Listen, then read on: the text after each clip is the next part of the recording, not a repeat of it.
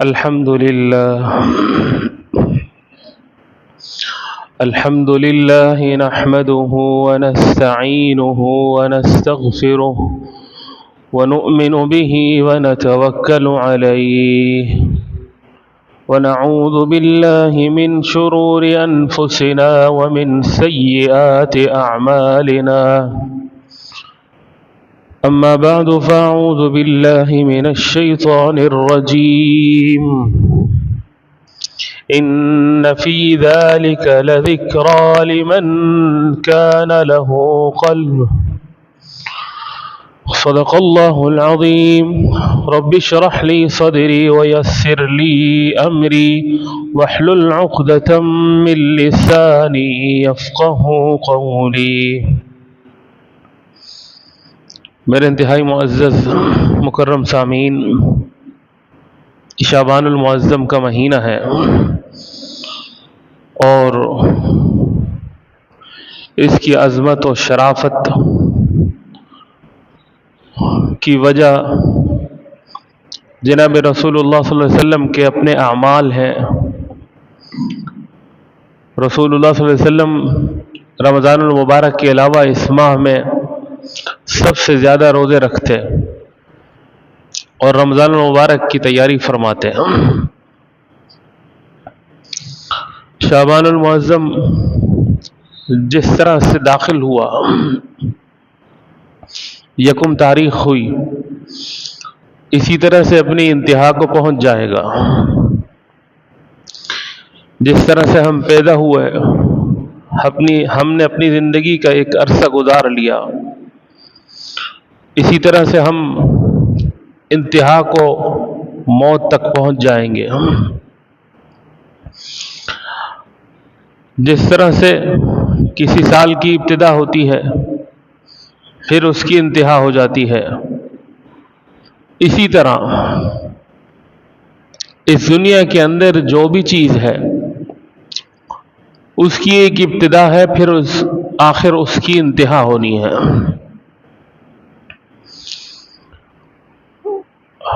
اب اگر اس پر کسی جگہ پر آپس میں بحث ہونے لگے اور کوئی شخص جو ہے اس بات کو ثابت نہیں کر سکتا کہ کسی انسان کی ابتدا ہوئی تھی پھر انتہا نہیں ہوئی، یا کسی مجلس کی ابتدا ہوئی تھی اور پھر اس کی انتہا نہیں ہوئی تھی، یا اسی طرح سے کسی نے کسی زندگی میں اپنے لیے کوئی بہت ہی اچھا مکان بنانا شروع کیا تھا اور وہ مکان بن گیا تھا اور پھر اس کی انتہا کا کوئی وقت نہیں ہے، بلکہ وہ بالکل نہ ختم ہونے والا ہے۔ یعنی کوئی بھی اس بات کا قائل نہیں ہو سکتا کہ دنیا کی چیزیں جو ہے وہ فنا ہونے والی نہیں ہیں، بلکہ دنیا کی چیزیں جو ہے وہ فنا ہونے والی ہیں۔ اسی لیے جناب رسول اللہ صلی اللہ علیہ وسلم نے فرمایا کہ اللہ تبارک و تعالیٰ کے نزدیک اس دنیا کی حیثیت اور مرتبہ اگر مچھر کے پر کے برابر بھی ہوتی تو وہ اس دنیا کو جو ہے وہ کافروں کو نہ دیتا۔ یہ دنیا کی جو ناز و نعمتیں ہیں، جو دنیا کے اندر آسائشیں اور سہولتیں ہیں، وہ کافروں کو اللہ تبارک و تعالیٰ عطا نہ کرتے۔ اب بات یہ ہے کہ یہ سب کچھ ہونا ہے تو پھر ہمیں اس دنیا میں کیوں بھیجا گیا ہے؟ ہمیں اس دنیا میں اس لیے بھیجا گیا ہے، رسول اللہ صلی اللہ علیہ وسلم نے فرمایا کہ حجبت النار بالشہوات وحجبت الجنت بالمکارہ۔ یہ دنیا کے اندر اللہ تبارک و تعالیٰ نے اچھائیوں کو بھی پیدا کیا ہے اور برائیوں کو بھی پیدا کیا ہے، اور پھر انسان کو جو وہ اختیار دیا ہے، اگر چاہے تو وہ اچھائیوں والے اعمال کرے، چاہے تو وہ برائیوں والے اعمال کرے۔ پھر فرمایا کہ جو جہنم کے اوپر پردہ لگا ہوا ہے وہ شہوات کا پردہ ہے، خواہشات کا پردہ ہے، یعنی اس دنیا کے اندر شہوات اور خواہشات کے مطابق جو عمل کرے گا اس کا قدم جو ہے وہ جہنم کی جانب بڑھ رہا ہے۔ وحجبت الجنت بالمکارہ، اور جنت کو جو ہے وہ مکارہ، ایسا عمل جس کو کرتے ہوئے مشقت محسوس ہو، یہ فرمایا۔ تو ہمارا ایک ایک لمحہ جو گزر رہا ہے اس پر ہمیں غور کرنے کی ضرورت ہے۔ یہ بہت بڑا قیمتی سرمایہ ہے ہمارا، یہ ہمارا بہت بڑا قیمتی سرمایہ ہے۔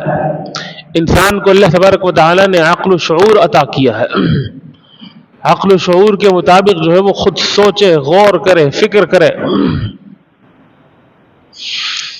اور ایسا بھی نہیں کہ اللہ تبارک و تعالیٰ نے ہمیں کچھ ایسے دور کے اندر پیدا کیا ہوا ہے کہ جہاں پر ہمیں جو ہے وہ حق نظر نہ آئے، جہاں پر ہمیں جو ہے وہ راہ ہدایت نظر نہ آئے، بلکہ راہ ہدایت اور حق اللہ تبارک و تعالیٰ نے ہر ایک شخص کے لیے آسان کیا ہوا ہے، ہر ایک شخص کے لیے اس پر عمل کرنا ممکن ہے۔ اور وہ کس طرح سے ہے کہ اللہ تبارک و تعالیٰ نے اپنے کلام کو نازل کیا ہے، قرآن مجید کو، اور قرآن مجید کے متعلق فرمایا لسانا عربیہ، کہ ہم نے اس کو عربی زبان میں نازل کیا اور اس کو آسان بنا کر نازل کیا ہے۔ اللہ تبارک و تعالیٰ نے اس قرآن کو آسان بنا کر انسانوں پر جو ہے وہ نازل کیا ہے، لیکن ایک شخص جو ہے اس کا ارد گرد کا ماحول ایسا ہے کہ وہ کبھی قرآن نہیں کھولتا، کوئی اس کے گھر میں جو ہے وہ قرآن نہیں کھولتا۔ ایک شخص ایسا ہے کہ اس کے ارد گرد کا ماحول ایسا ہے کہ ان کی صبح جو ہے وہ کسی ایک مقصد کے لیے ہوتی ہے، دوپہر جو ہے وہ کسی ایک مقصد کے لیے ہوتی ہے، اسی مقصد میں لگے ہوئے ہیں،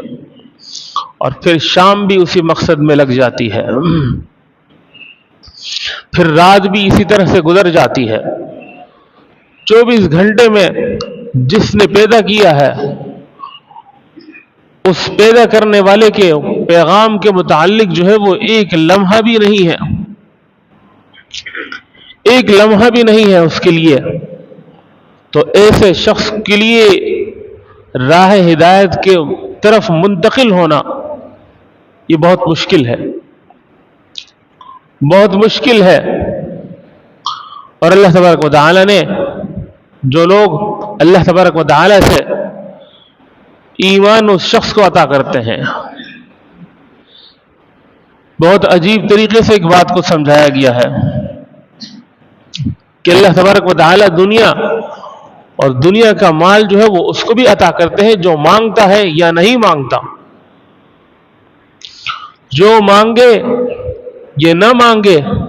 جب تک اس کی زندگی ہے اس کا رزق اللہ تبارک و تعالیٰ اس کا انتظام فرمائیں گے۔ لیکن اگر کوئی شخص جو ہے وہ ایمان کو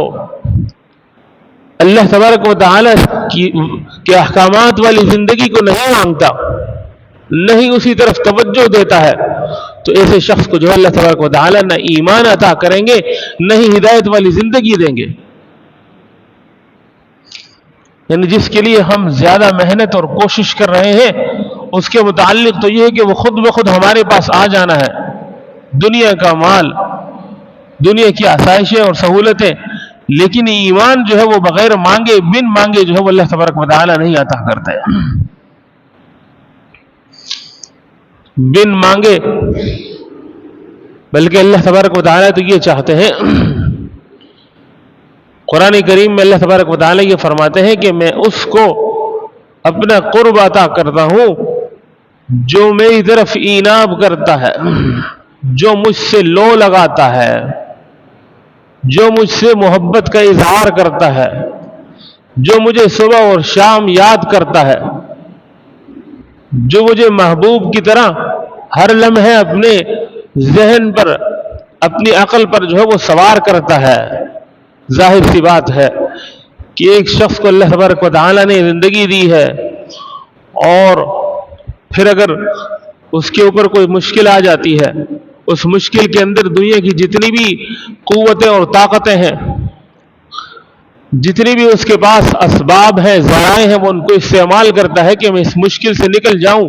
لیکن مشکل سے نہیں نکلتا، تو پھر اس کو ایک قوت اور طاقت نظر آتی ہے، وہ اللہ تبارک و تعالیٰ کی قوت اور طاقت ہے۔ اللہ تبارک و تعالیٰ کی قوت اور طاقت جو ہے وہ اس کو نظر آتی ہے،